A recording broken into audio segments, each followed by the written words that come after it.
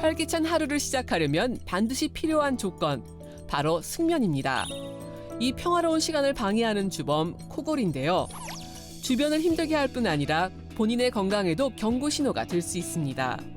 지금부터 코골이에 대한 진실과 개선 방법에 대해 알아봅니다.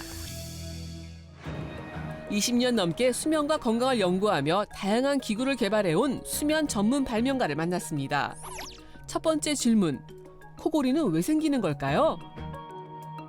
흔히 우리가 코가 막혀 생기는 게 코골이라고 생각하는데 사실은 목구멍 안이 좁아져서 숨이 되게 힘들게 들어가는 소리를 코골이 소리라고 알려져 있습니다. 숨을 제대로 못 쉬고 있다라고 하는 것을 알려주는 경보음이라고 할 수 있습니다.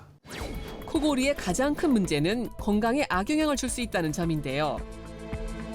사실 가벼운 코골이는 별다른 문제가 안 됩니다. 중요한 거는 숨이 잘 쉬어지지 않는 무호흡을 동반할 때 위험한데요. 실제로 수면 무호흡증 환자가 꾸준히 늘고 있다는 결과도 나왔는데요. 문제는 이들이 일반인보다 급성 심장 정지 위험이 높다는 점입니다. 즉, 심장 질환이 없는 사람에게도 치명적인 영향을 줄 수 있다는 것을 의미하죠. 코골이 완화를 위해 매장을 찾은 남성 고객. 아이고. 코골이는 정작 본인보다 주변인이 더 잘하는 경우가 많다고 하죠. 와이프가 우연찮게 녹음을 코골이를 했는데 제가 들어도 너무 심각해가지고 상담받으러 왔습니다. 코골이의 가장 중요한 원인은 바로 구강 구조인데요. 꼼꼼히 확인하며 문제점을 찾아봅니다.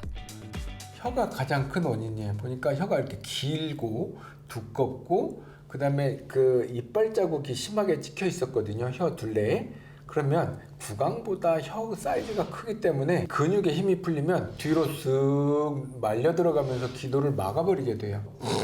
이런 소리 나는 소리 있죠. 그건 대부분 혀가 막는 소리예요. 중증 무호흡증 같은 경우 양압기나 수술 치료에 보험 적용이 되지만 치료 자체가 부담스러울 수 있죠. 그 전에 코골이를 완화할 수 있는 구강 장치가 있다고 합니다.